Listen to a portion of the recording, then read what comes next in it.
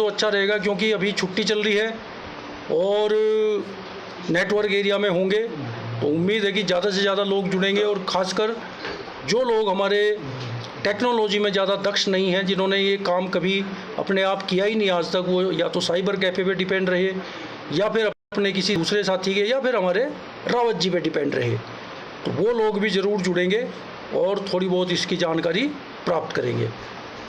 तो सबसे पहले मुझे ये मैं बताया था कि आप अगर अपने पास अपने स्कूल का डाटा कैप्चर फॉर्मेट होता है, एक ये PDF निकल जाता है। अगर किसी ने रखा हुआ तो मुझे बता देंगे, नहीं रखा हुआ तो अगली मीटिंग में फिर इसको हम ज़रूर रखें। है किसी के पास अपने स्कूल का ये DCF फॉर्मेट? ये मैं दिखा भी देता हूँ, ऐसा वाला होता है ये।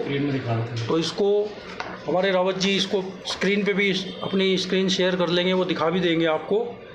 तो ये मेरे पास पिछले साल का है, GIC मोरी का मैंने निकाला था, और ये 2024-25 का मेरे पास डाटा कैप्चर फॉर्मेट है। तो अगर हम इसको देखेंगे, फ्रंट पेज ही इसका देखेंगे, तो इसमें क्या क्या आपको डाटा फीड करना पड़ता है उसकी जानकारी आपको मिल जाती है। सेक्शंस दे रखे हैं और डिटेल्स दे रखी है किस सेक्शन में क्या भरते हैं। तो सबसे पहला सेक्शन अगर हम देखते हैं तो section 1A school profile details, section 1B school safety and other indicators, section 1C receipt and expenditure, और section 1D vocational education detail, जो कि ज़्यादातर हमारे माध्यमिक स्कूलों में जिनके यहाँ पे वोकेशनल एजुकेशन है, ये मेनली उनसे संबंधित है। और इसके बाद आ जाता है सेक्शन 2 स्कूल फैसिलिटी। इसमें आप भरते हैं physical facilities, equipments, computer and digital initiatives.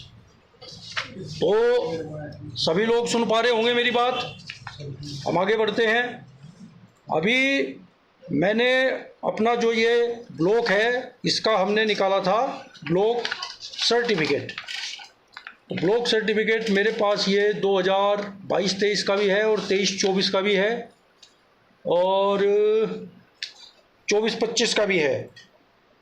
तो इसमें पिछले बार ये देखने में आया था कि हमारे पास कुछ बच्चे आपके, हाँ 24-25 में भी दिखाई दे रहा है जी। एक बच्चा हमको अभी भी दिखाई दे रहा है सिख कम्युनिटी का, एक बच्चा बुद्धिस्ट दिखाई दे रहा है, और बड़े मज़े की बात है कि 3 बच्चे पारसी कम्युनिटी के दिखाई दे रहे हैं, जो कि शायद मेरे ख्याल से मुंबई के अलावा या महाराष्ट्र के अलावा कहीं नहीं हो सकते। और जैन बच्चे 37 दिखाई दे रहे हैं। तो कहीं ना कहीं डेटा, जहाँ भी बच्चे का धर्म भरने का जो आपका कॉलम आता होगा, उसमें आपने खुद से जिन्होंने भरा उन्होंने तो ठीक भरा होगा, भाई हिंदू भरा होगा, मुस्लिम भरा होगा, लेकिन जिसने किसी और को दे दिया उसने फटाफट वो स्क्रॉल किया और जो भी उसकी समझ में आ गया वो भर दिया। तो ये बड़ा एक इरोनियस डाटा, जिसको हम बोलेंगे बहुत ज़्यादा गलत डेटा है। तो हम कल को अगर हमारे से पूछ लिया, या हम एक एक स्कूल का, अब इसको हमारे पास मैकेनिज़्म पता नहीं है या नहीं, रावत जी है ऐसा मैकेनिज़्म कि किस स्कूल ने ये सूचना गलत भरी होगी, फाइंड आउट कर सकते हो, या एक एक स्कूल का आपको देखना पड़ेगा?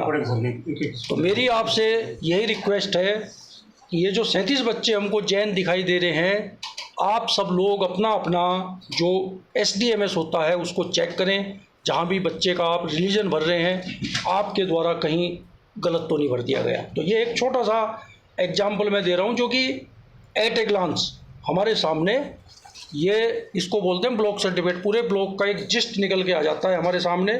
जो भी डेटा आप भर रहे हैं वो हमारे सामने ये आ जाता है। इसमें दूसरी बड़ी इंटरेस्टिंग चीज़ मुझे दिखाई दे रही है कि हमारे क्लास 1 के 172 बच्चे रिपीटर दिखाई दे रहे हैं। अब ये इतनी बड़ी संख्या में रिपीटर क्यों दिखाई दे रहे हैं? या तो इनको आपने प्रोग्रेशन नहीं किया। जो हमारे साथी जुड़े हुए हैं और शेयर करना चाहूँगा, ये जो यूडाइज डेटा है, इसका भारत सरकार समग्र शिक्षा में विभिन्न जो हमें फंड्स हैं उनको देने में तो उपयोग करती ही है। सपोज आपका पुनर्निर्माण है, 4 दीवारी है, अभी तो शायद ये भी मिलने शुरू हुई है हमको, स्मार्ट बोर्ड, ये भी समग्र शिक्षा ने अभी जैसे हाई स्कूल देवजानी को दिया है, जहाँ इलेक्ट्रिसिटी ही नहीं थी। तो कहीं ना कहीं ये जो हमारे स्कूल की जो भौतिक सुविधाएं भी है, इनका भी अंकना बिल्कुल सही होनी चाहिए। और दूसरा, इसी डेटे का उपयोग जो है नीति आयोग भी कर रहा है, जिसके आधार पर इस विकास खंड को आकांक्षी विकास खंड यानी कि एक एजुकेशनली बैकवर्ड ब्लॉक जिनको बोलते थे, उसके बारे में आइडेंटिफाई किया गया है। तो कई बार हमारा एरर है डेटा में, जिसकी वजह से इसमें भी हमारी रैंकिंग डाउन जा रही है। सबसे बड़ा एरर, आप सब लोग जब फैसिलिटीज़ वाला वो आएगा भरने के लिए मॉड्यूल, तो ध्यान रखना है, अगर आपके स्कूल में 2 टॉयलेट है तो उनमें से एक बॉयज़ है, एक गर्ल्स जो है ही।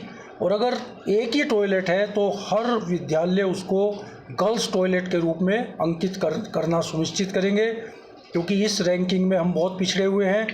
दूसरी खास बात है कि CWSN बच्चों को पढ़ाने के लिए दक्ष टीचर, तो इस पे भी हमारा डाइट के साथ भी डिस्कशन हुआ था, जनपद से भी डिस्कशन हुआ था। तो ये बात निकल के आई है, समय समय पर डाइट कुछ ऐसे प्रशिक्षण कार्यक्रम करते हैं जिसमें कुछ चुनिंदा शिक्षक जाते हैं, लेकिन जो आपको BEd और DLEd प्रशिक्षण या निष्ठा जैसे ऑनलाइन प्रशिक्षण भी आप लोग कर रहे हैं, तो कहीं ना कहीं एक सामान्य सी समझ हमारे हर शिक्षक साथी में है कि अगर कोई बच्चा CWSN मतलब छोटे मोटे जो कमियां होती हैं, अगर ब्लाइंड है बच्चा तो ब्लाइंड को आप नहीं टैकल कर पाओगे, उसके लिए आपको ब्रेल लिपि की शायद सीखने की ज़रूरत पड़ेगी, तो वो नहीं है। लेकिन अगर कोई थोड़ी सी जिनके अंदर समस्या है तो उनको आप टैकल ज़रूर कर रहे होंगे।